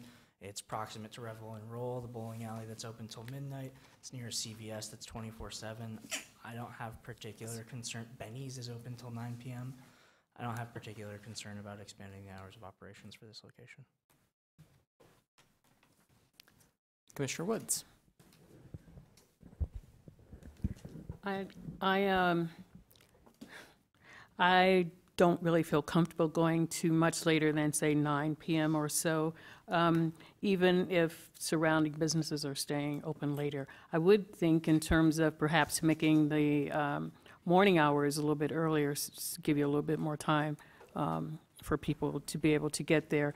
And I do think it's important for us to be fairly consistent, because I really don't want everybody coming back saying, hey, if I'd known, I'd have made mine till midnight too, so. Could I suggest 9 a.m. to 9 p.m. Monday through Saturday, and leaving the hours for Sunday as are, if that's...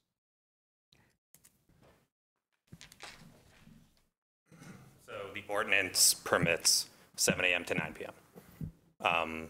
9 to 9 is fine. It's not really like a main thoroughfare for people going to work, unlike the Jackson Road location. That one, I'd probably request 7 to 9, but I'll take that up some other time. 9 to 9 is fine. Sir, may I ask what ordinance you're referring to? Because we just had our planning manager tell us that our ordinance was It's silent on it. the Ann Arbor medical marijuana ordinance.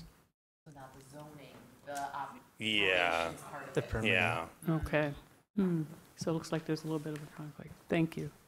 So we have a motion for 9 a.m. to 9 p.m. Monday through Saturday, and leaving the Sunday hours as they are, 12 to 7. That is the Correct. motion. Do we have a second for that motion? Seconded by Commissioner Woods. Further discussion on the motion to amend. Commissioner Briggs? I guess I'm just, 12 seems pretty late on Sunday. I mean, given the proximity of the other businesses around there, I would be inclined to bring that a little bit earlier on a Sunday, like 10. I mean, there's lots of That's- businesses open if there wasn't any. That's friendly to me, Commissioner Woods. So 9 to 9 Monday through Saturday, and 10 to 7 on Sunday? That's a friendly That's amendment? friendly. Further discussion on the motion. Motion to amend. All right, all those in favor, please say aye. Aye. Aye. Oppose? Great, it's approved. Now moving on to the main motion. Do you have any further discussion there? Seeing none, all those in favor, please say aye. Aye. Aye. Oppose? It's approved. Moving on to 11E, 202 Miller Special Exception Use and Site Plan for City Planning Commission approval. This is also one that staff is recommending postponement, but we will open a public hearing on this. Is there anyone in the audience who'd like to address the Planning Commission on this petition? Seeing no one, I will then take a motion to postpone. Moved by Commissioner Mills, seconded by Commissioner Weatherby. Any discussion on the postponement? All those in favor, please say aye. Aye. Oppose? It is postponed. Moving on to 11F, Honda Research Parking Lot Expansion Site Plan for Planning Commission approval, 3947 Research Park Drive. Ms. DeLeo, welcome to the stage.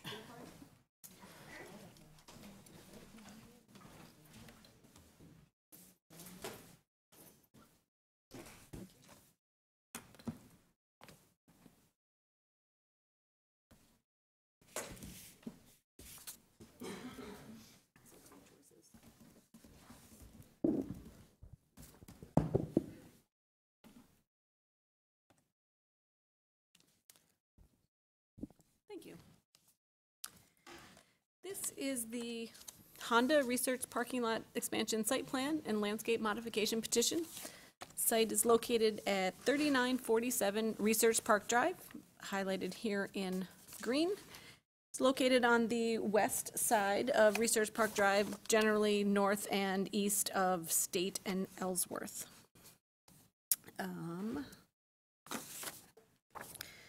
The applicant is seeking approval, this is a view of the site looking northeast. Its name implied contains the Honda Research Facility. I believe it's about 40,000 square feet-ish in size. This is a view looking northeast. Wrong way. This is a view looking southeast. A view looking east at where the proposed parking expansion is going. I can come back to that And here's a bird's eye view of the site. They are seeking approval to eliminate 18 previously deferred, which are approved but unbuilt parking spaces, construct 21 new spaces on the south side of the building, and add a carport structure over 8 existing spaces. Overall, we're increasing the number of approved spaces by 2 from 69 to 71, increasing the number of constructed spaces by 23 from 48 to 71. And they are requesting a landscape modification to allow more than the maximum number of parking spaces in a row without a break and less than the minimum percentage of bioretention area. Here is the approved site plan, a detail. I apologize for the resolution, but this is the northeast corner of the site. And here is where the deferred parking spaces are shown on the approved plan. There are 4 trees there right now, but here is where the deferred parking spaces are. Also, along this row right here, in the back of the site, are the additional deferred parking spaces. If I go back to the oblique view, it is along here on the north side of the building where there are some deferred parking, and here on the east side of the site. Here is a detail of the south side of the building. There is a fenced-in area with no carport here in the far southeast corner of the site. And then here is just a grass area. Underneath the grass are the underground stormwater detention pipes. Going back to the oblique view, we're talking here, this area is fenced in right here with a darker blacktop, and here is a grassed area. This is the proposed site plan. The landscape plan had the best resolution, so clearly the best of the worst.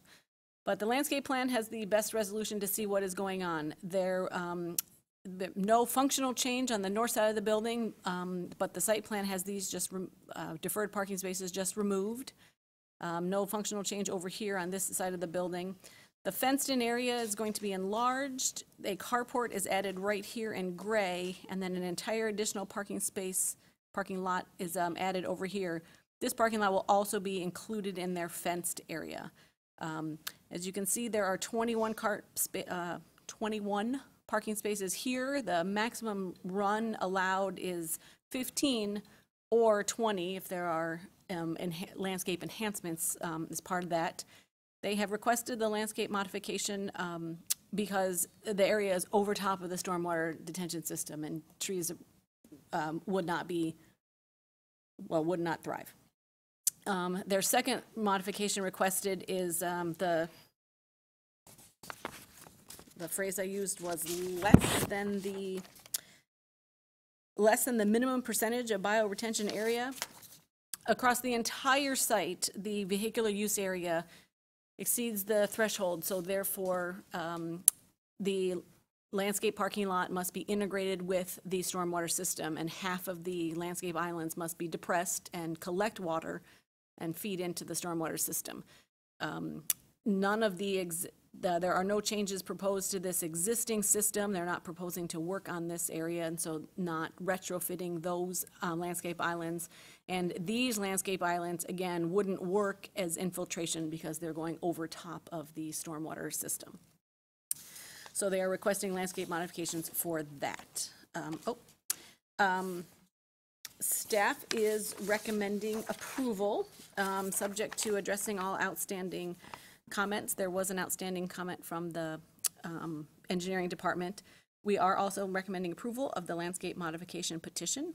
I promised an update by the time of the meeting, and my update is we are still working on the revised plans.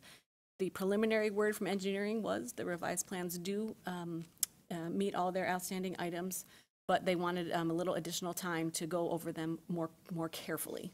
So if the Planning Commission is comfortable, they could recommend or they could approve with the condition that all outstanding comments are met. Alternatively, this petition could be postponed for 1 or 2 meetings to get that verified. I am happy to entertain any additional questions, and I do understand that the petitioner is here in the audience, or is scheduled to be here in the audience if there's any more detailed questions. Thank you.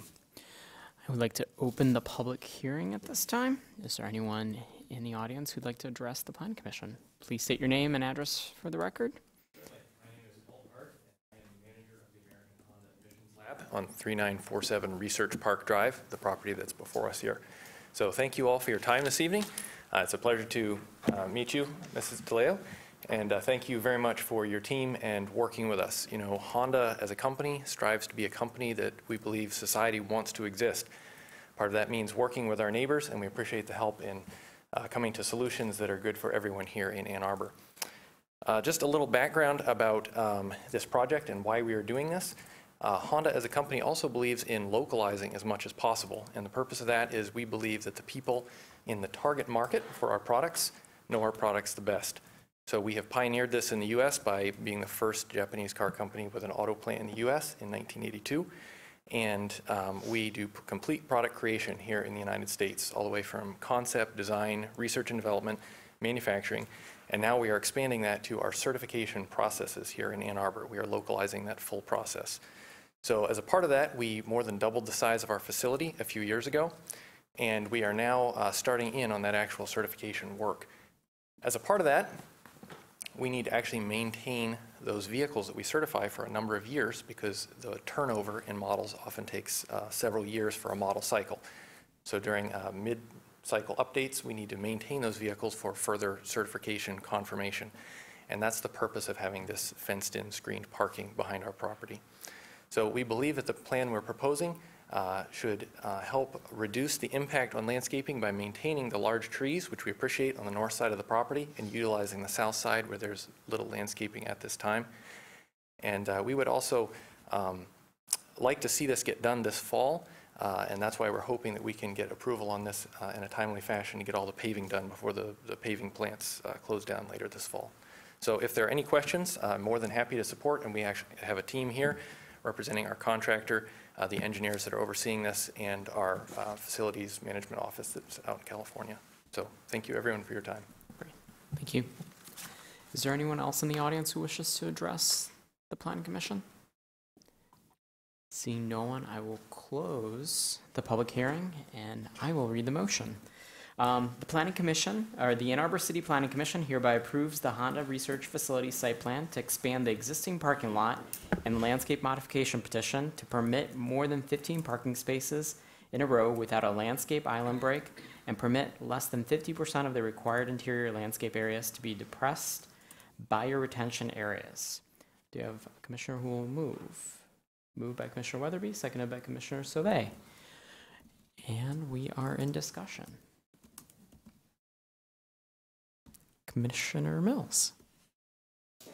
I really wish Commissioner Brandel were here, because it's all of this question about stormwater, right? But I assume that that's something that staff has been looking at. So can you explain how it works, that the area that you're keeping, that right now it sounds like the stormwater is supposed to be going to, you're now paving over the top of that? Is it all just underground storage tanks there? Yes. Okay. If you can see the screen here, this grassed area, under here are, I don't know how many, but under there are 4 lines of pipes as big as kids' play tunnels, probably extending the length, from the plan, it seems to be extending the full length of the building, and those provide the volume necessary for the 100-year storm volume necessary. I don't know, they could or could not be perforated at the bottom that allows some infiltration, but either way, they're covered with sand and gravel, and then there's the thin layer of sod on top. I'm going to assume that they're structurally strong enough to support the weight of asphalt and cars on top of them, but because they are a combination of pipes, gravel, and fill material, and not soil except for that thin layer right now, there's nothing for any plant roots except for grasses. There's no soil there for grasses, anything but grass to grow, and then they're paving on top of it. So landscape islands and trees won't work in this spot. I did make sure to check in with our urban forester and natural resource coordinator, and she was comfortable, given the overall landscape plan of the site, she was comfortable with this landscape modification.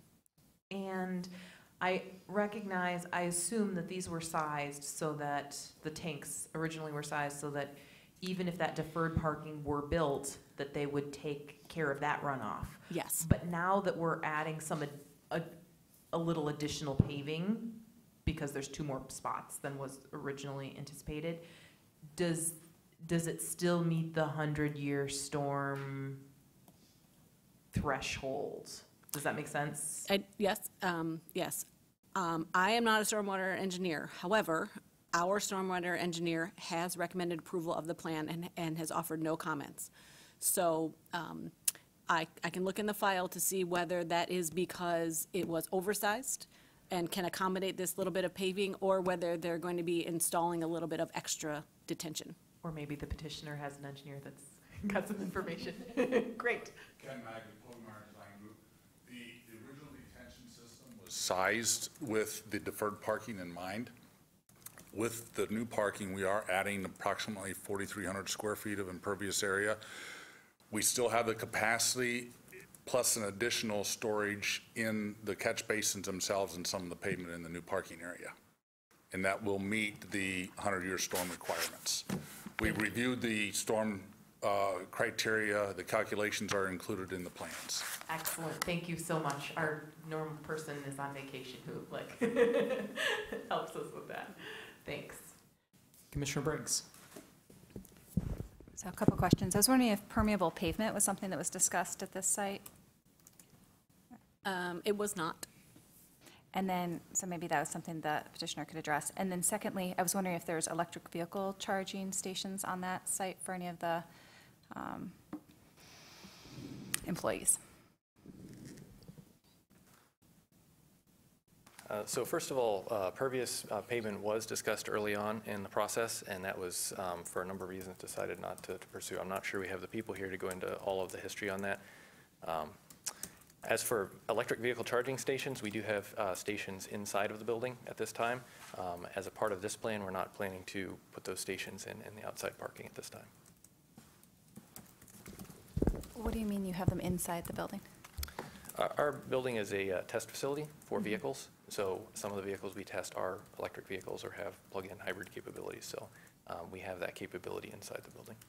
Is it something that you might consider right now, considering this is kind of an increase over sort of the recommended parking, that this might be something that we're getting a little less green in one area, but maybe a little more green in another area? I would say probably the reason mainly that we didn't consider that at this time is the parking expansion purpose is actually for storage of testing vehicles. It's not for the usage of our associates. So we're not making any changes to the parking where the associates or the contractors or people that come into our facility at this time park. So our focus this time was just on that storage of parking. Thanks. I'm also not a stormwater engineer, but let me pretend. To follow up on the staff report, I think another factor is the bulk of the new pavement area that's actually being added is over that stormwater system. My speculation is that for the same reason that it's not a very conducive place for any landscaping, it's probably not a very conducive place for infiltration because it's a structure there. I mean, I know that sounds crazy because it's designed to hold stormwater, but it may be in fact engineered in such a way that even if you were to infiltrate, it couldn't accommodate such flow. If I could clarify a little bit too, the impervious pavement doesn't provide any additional volume for us. The impervious pavement is basically a clean water device, and we're getting that clean water, that settlement and et cetera in the storage tanks that are underground. So the impervious pavement, and again, back to your comments, that building that over the tanks would not allow us to percolate that water into the ground at any rate. Commissioner Weatherby. So I can't see, but will this area, let's see, the slide you just had up, is there going to be a fence now coming off the building? Yes, there's going to be a, here we go. this, the fence will come from this corner of the building down to about the property line and run all the way back, meet up with the existing fence about here, and then continue on up to there. And the fenced area is here.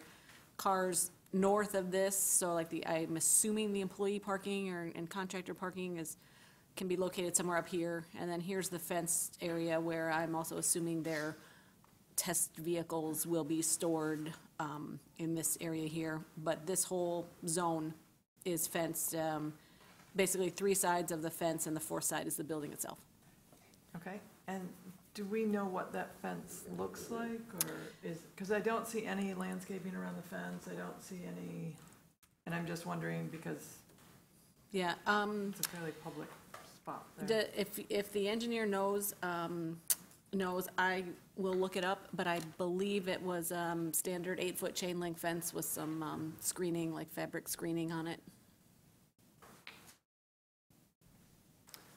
So the fence that will be used is a 10-foot tall white vinyl fence. So actually that, in the southeast corner, that is currently fenced in with that actual fence. And we'll carry the similar fence down the side of the building and across the front to maintain a consistent look. And that's 100% opaque, probably? Correct. Yes. Oh, okay. you can see it a little bit right there. So are you planning to do any landscaping or anything to kind of soften that look in this area? I mean, that just seems like an awfully big, long fence, sort of in the middle of kind of a grassy park-ish kind of scenario. On the south side of the property, it's right up against the property line. On the western side, which is what you would see from the road, there's actually going to be gate there, access for the fire department. And as we left things with the landscaping design, I believe that there's nothing additional that's needed there.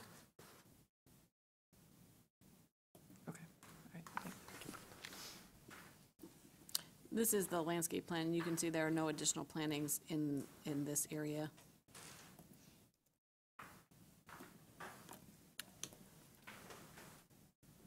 Additionally, if I could clarify too, that area that is on the west side of the fence is still above the underground storage. So other than the grass, we couldn't really grow anything there anyways. Further discussion?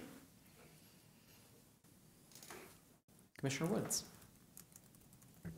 Ms. DeLeo, I was just wondering whether or not the Water Resources Commissioner, I guess, if he had to give an okay for this. This stayed with the city stormwater engineer.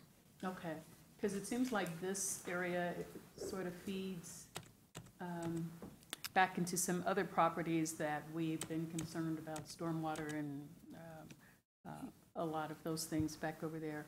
Yeah, I think it's in this, across these properties is where a branch of Mallett's Creek runs. Right. But this site does not abut or drain directly into the creek, and it's a single owner, single tenant building. So it stayed with the city review. It is near the branch of the Mallett's Creek, but this site does not abut. Okay. And that would be the trigger for the. For their needing to. That would be the trigger for the Water Resources Commissioner to claim jurisdiction. The site plan was also looked at by the Mallett's Creek Coordinating Committee, which is a multi-jurisdictional, multi-agency committee who looks at site plans and recommends best management practices and so on and so forth. They issued no comments, but they did look at it. I interpret their no comments to be they felt that best management practices were being observed and that no further comments were necessary. Okay, thank you. Commissioner Briggs. So it sounds like this proposal is, serves a very valid business purpose, and one that we want to sort of encourage in the city in terms of, centering those sort of operations here. However, I find it feels a little bit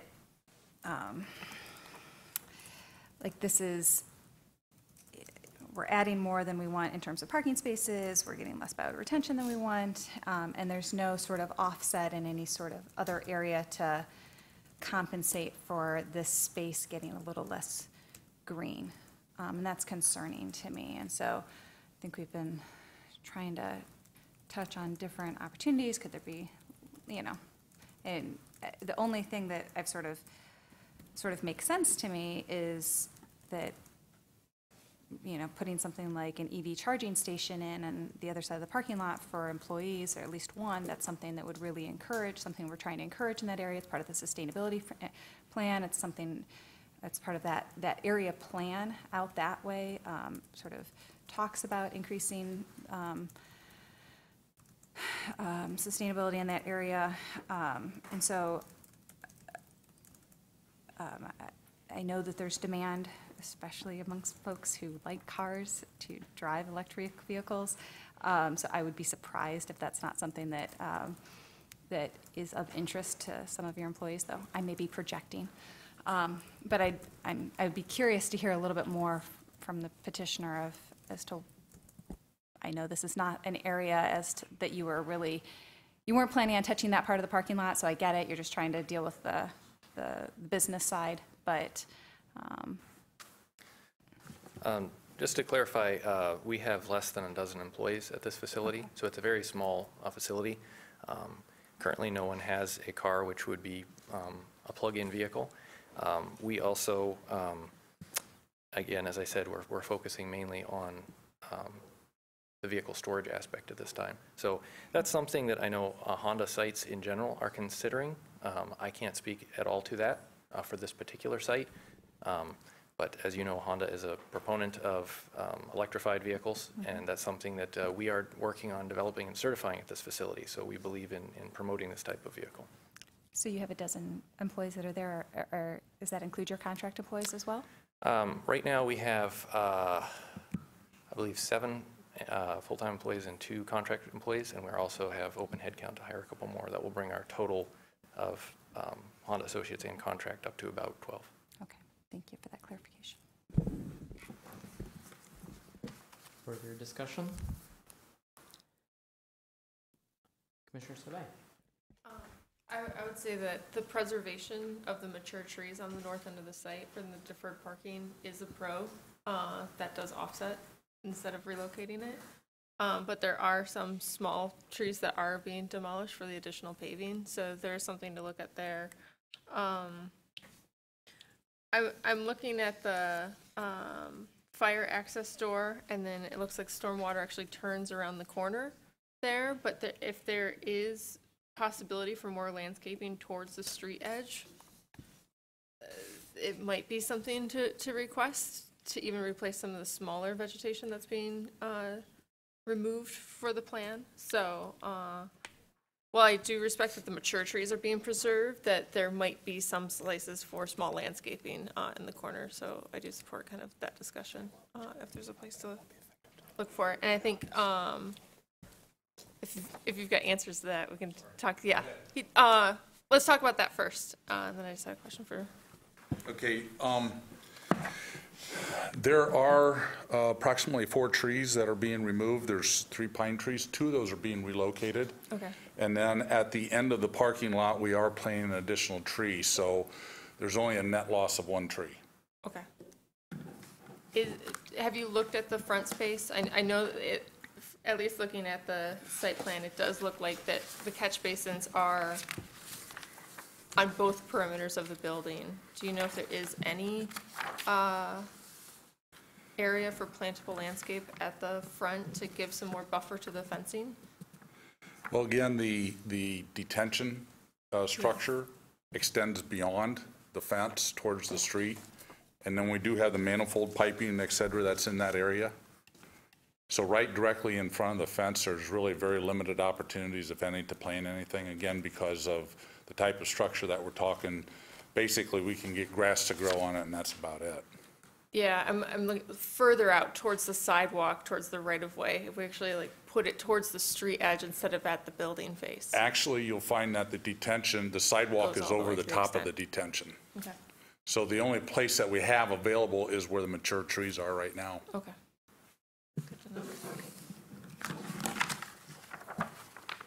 And I just wanted some clarification from staff about the outstanding comments. If we made the amendment to approve with outstanding comments, what those are specifically. I think I missed it. Give me 1 second to pull up the exact language.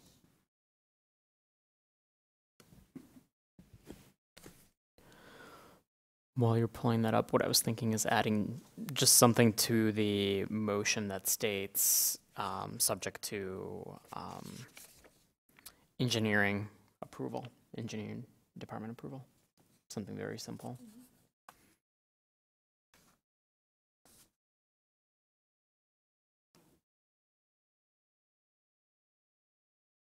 The first comment is update the revision date.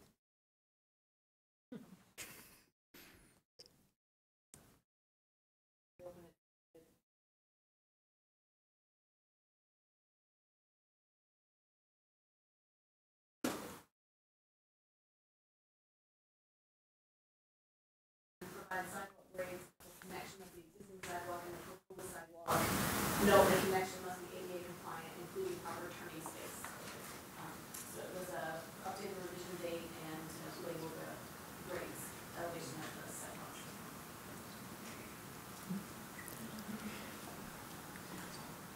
This is the engineer's comment memo dated June 28th. If you'd like to refer back to addressing the outstanding comments noted in the engineering memo of June 28th,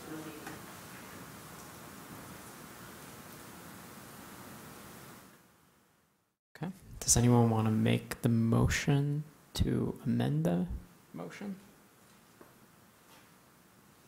Or are we good? Sounds like we are good. All right, so we'll pass that on to City Council, and hopefully by then, I'm sorry. Oh, I'm sorry. Okay. Commissioner Mills?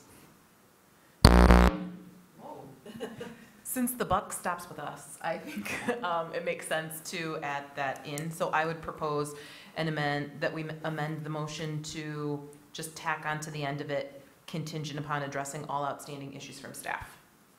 That way, if there's something else that comes up that wasn't in the June 28th, the 26th memo, it's covered.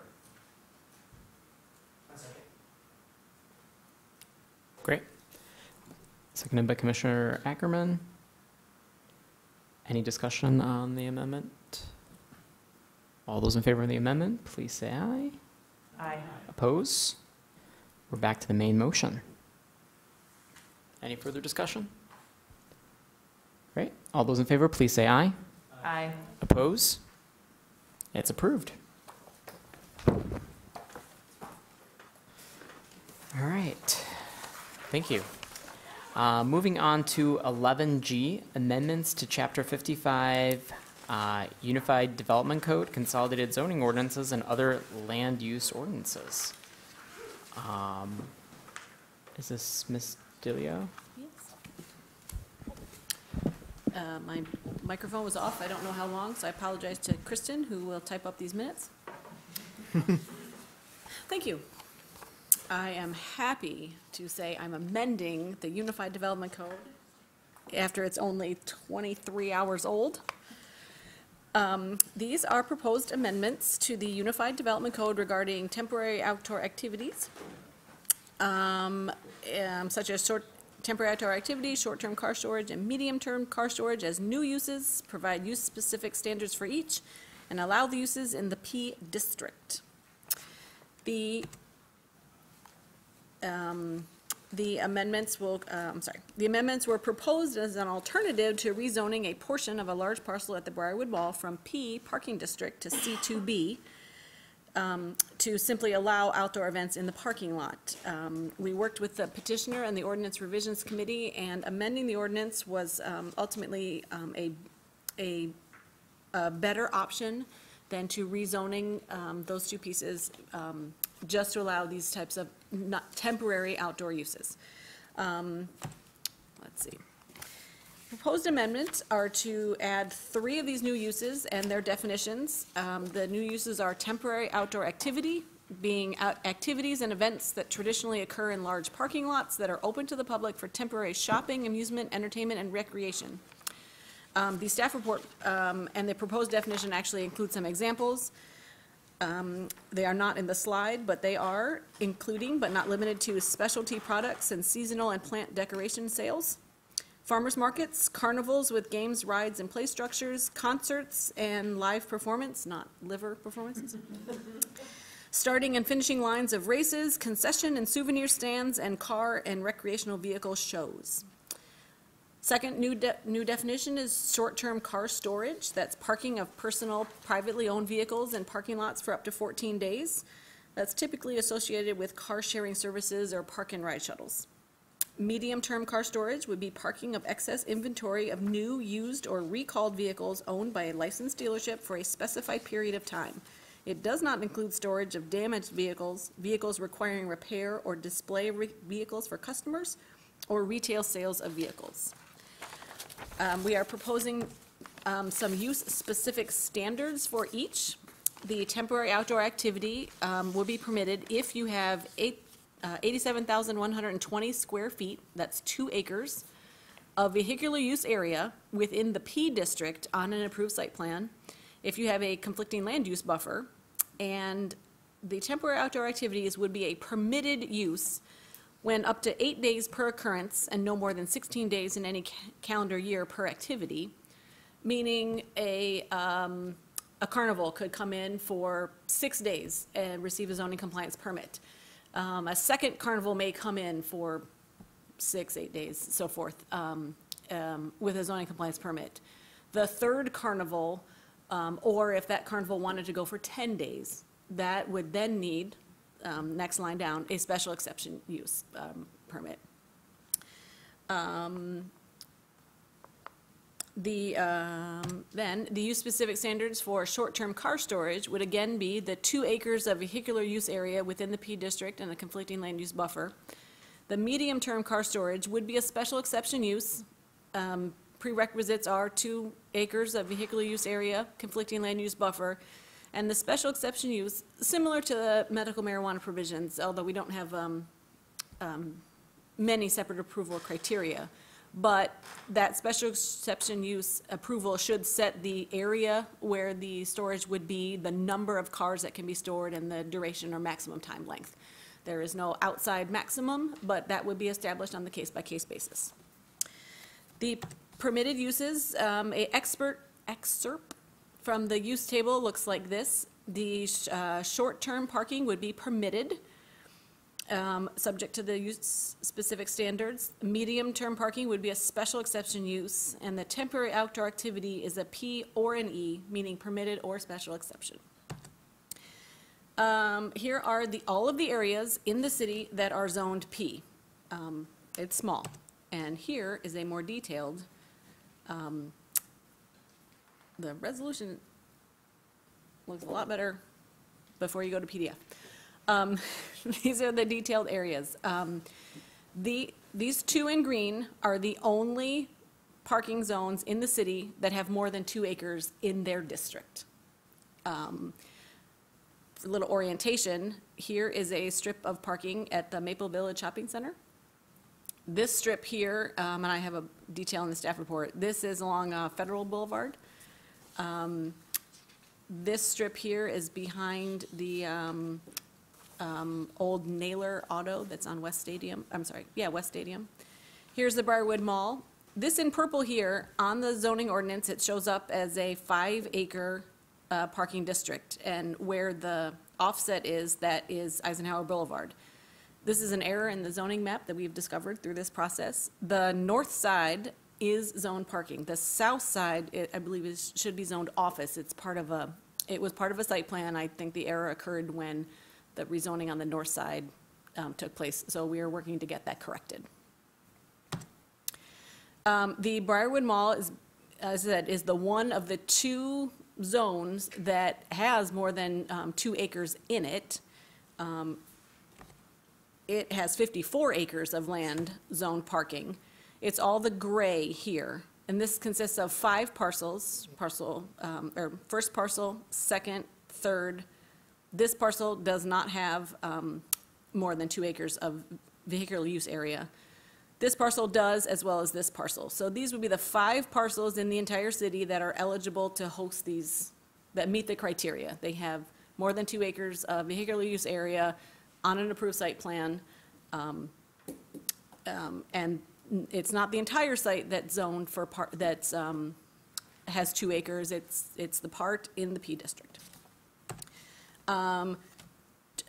Just so you know, this is the other area. Now, this parking district has more than 2 acres, but this piece does not have more than 2 acres on its parcel.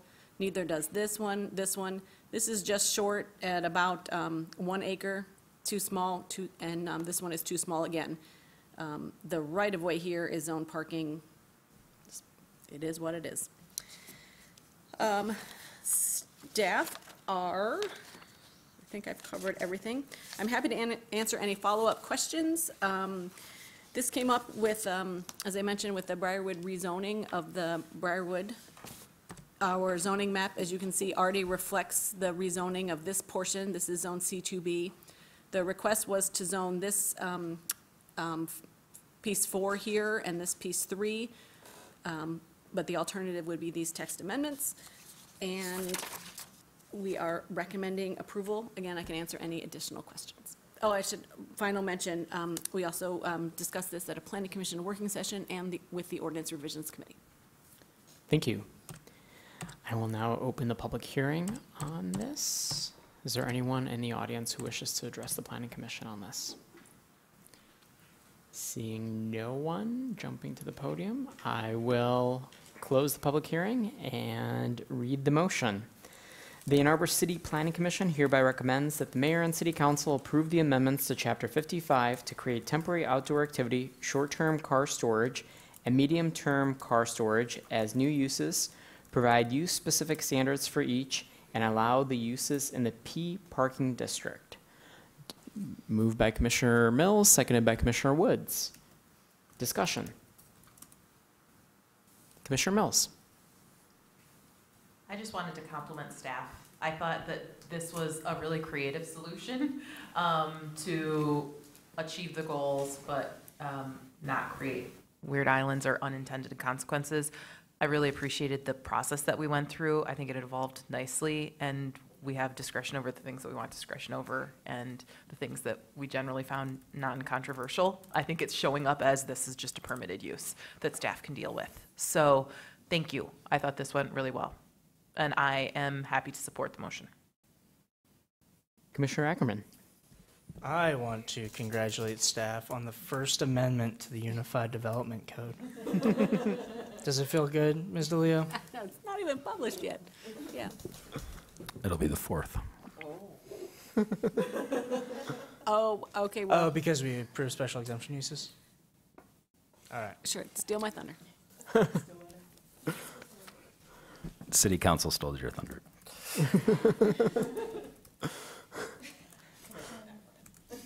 Commissioner Woods. On the matter at hand, I also want to thank the staff from Briarwood who came to a lot of meetings and worked very hard with the city staff, and I've heard nothing but good comments on both sides. And so I think it's one of those situations where we actually can work together and come up with a good solution, as my colleagues have said. So thank you all as well. Yeah. Seeing no further discussion, all those in favor, please say aye. Aye. Oppose? It is approved. Thank you. Moving on to 11H, approval of the 2018-2019 CPC and staff work program. Mr. Leonard. This is where you consider amendments number 5 through whatever. So on an annual basis, you as the Planning Commission, typically through various processes, put together a work plan. The intent is to share this with the public and to direct me and our team to support your work. Parallel to the development review process, which is obviously more responsive. So this plan reflects the discussion of priorities at your retreat held earlier this year, and then also a subsequent working session. Little of it, I think, should be a surprise, with maybe 2 exceptions that I'd like to draw your attention to. One is the North Main Huron River Corridor land use amendments. This is something that was included on our last work plan. Didn't make progress on it in the current fiscal year.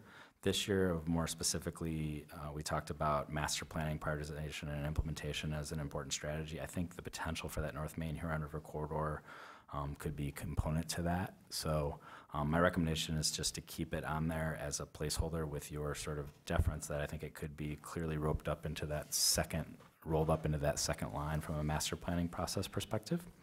And then the vast majority of our discussion was on ordinance work on the heels of our anticipated approval of the Unified Development Code. So these should look more familiar in categories. The sign ordinance, UDC 2.0, City Council directed amendments for fiscal year 2019. You already have one. Transit-oriented development, corridor zoning, parking standards, and the R4C, R2A amendment, zoning amendments, potentially the third go-round at that effort. The new component that you haven't seen are my estimated timeframes. I've put in what I hope to be reasonable timeframes for this work. I frankly think the more important guidance from my perspective is that these are the projects that you want us to be spending our time on to the greatest extent possible. And then our ever-expanding parking lot remains on the bottom. So my request is adoption. Certainly if there's any changes you'd like to see, we can incorporate that, or if there's any additional information. We're not under a time limit to refine this, other than the sooner we adopt it, the faster we can get to trying to accomplish as much as we can. Thank you. Do we need to do a public hearing on this? You don't need to, but you could. It's your discretion. Sure. So I'd like to open a public hearing on this. Seeing no one, I will close the public hearing on this and read the motion.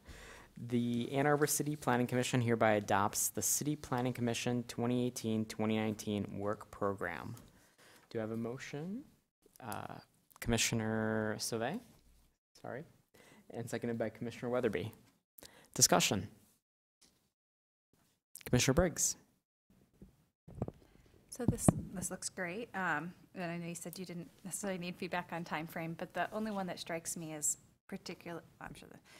the one that strikes me as particularly ambitious is the TOD corridor zoning by June of 2019, given the robust public commentary I would anticipate on that. I just wonder if that's, I was curious why you set a date of June. I agree. However, we've done some preliminary work already. We've had some committee discussions on this already. We admittedly lost some momentum on it because we were really trying to bring the Unified Development Code to its completion over the past months. So a combination of some work that's already been conducted, and that I think it's a high priority from our past discussions because it seems to relate to a lot of goals around potentially affordability, transit, non-motorized, sustainability. The combination of some preliminary work and a high priority, that's where I wanted to set sort of maybe a more ambitious time frame. I totally agree it is ambitious, and as you know from our current work plan, we don't always meet it, but that's why I wanted to set it apart from the others. Okay. Commissioner Ackerman? Yeah, just to touch on that, I think it's a chief priority of a lot of members of council, and I appreciate staff volunteering that timeline, and I think without that, you might expect direction from council directly anyways. Further discussion? Commissioner Weatherby. So would the urban trail just kind of roll up into city council directed amendments if it shows up? Is that kind of it's just one of the things I was thinking, it's not necessarily on here, and I don't know what part we'd play in it, but it was just something that kind of came to mind. Like implementation of the tree line urban trail? I mean, it's a good question. It was on our program from a master planning, the last work program, so since we had completed, I had removed it. Thus far, I think it's being approached more as a capital project. It is a good question, though, that to what role zoning could play in it. Some of that's going to be a larger policy discussion as to how far, to what extent the city is interested in doing that. So I mean, that could definitely be considered. I think that more broadly than planning and the Planning Commission's role, the city is currently talking with a lot of partners about potential partnership opportunities. And so my instinct is to wait to see how some of that bears out before we identify exactly what our role is. Commissioner Mills. I'm curious, just so that it's on the record, how you anticipate this changing based on how many things come in under the city council directed amendments, and what we can handle, what you think staff can handle and what you think we can handle given the timeframes that you set out for these other things. I am, well, I'm pretty impressed with the work that the Planning Commission did last year. When you revisit your work plan, you made a lot of progress on a lot of items. I do think this is ambitious. There's a couple big ones on there from my lens. Master planning, I think, is potentially a Herculean task. The sign ordinance and UDC 2.0 are very important, but I sort of feel like the framework's there and they're underway. I think transit-oriented development is another big one, and I would say certainly R4C and R2A is important, but I think a community conversation about parking is going to be very big. So I'm optimistic. I think there's a lot of big, significant public engagement activities here that by their nature require time and resources. On the flip side, I think there's a lot of relationships between these where it might be an opportunity for us to think about how we conduct some of that public engagement and those resources to get a lot of bang for our buck. A follow-up question to that, I know when we've had this discussion, it's been a while since we've had this with the planning manager, like our permanent planning manager. It's been 2 years.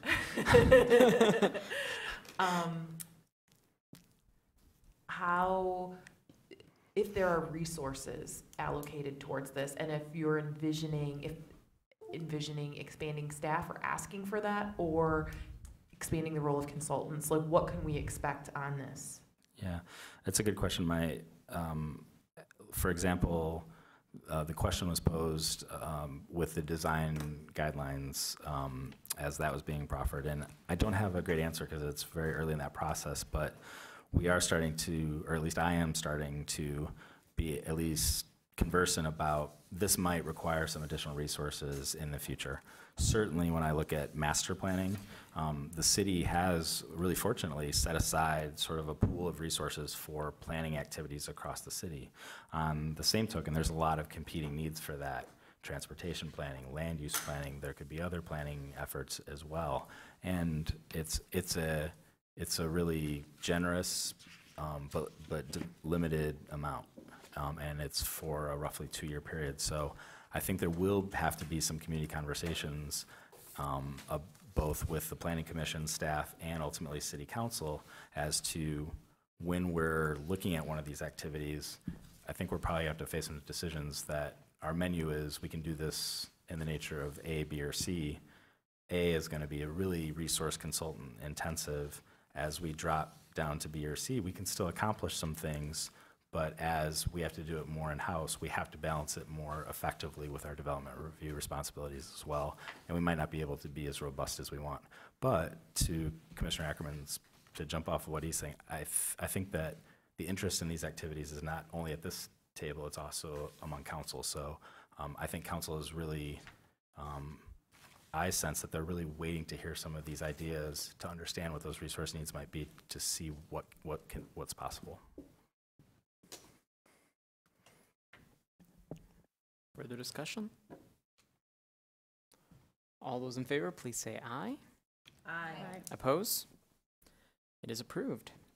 going to be an exciting year. Moving on to item 12, audience participation. All of our audience has left. Anyone? Anyone? All right, moving on to item 13, commission proposed business. Anyone wish to? Commissioner Briggs. So I'm just going to throw that out. I've never quite known when to throw this out here. I think on the citizen engagement side of things, even though this is painful for us, that we should reconsider or at least have a discussion at some point around people being able to speak at multiple times. If there's another public hearing, that they get to come back up. And that's because I think that, one, they're itching to sometimes, but two, you learn things as you listen to the discussion, and if you're coming back to a hearing another time, you may have different thoughts. And it just always strikes me as, you know, if we have to sit here for another half an hour, if it increases like a feeling of welcoming citizen engagement, that might be something positive to bring to the Planning Commission. So I just thought we might, at a working session sometime, discuss that and what the implications would be. Anyone else? Motion to adjourn. Moved by Commissioner Weatherbee, seconded by Commissioner Mills. We are adjourned. Thank you.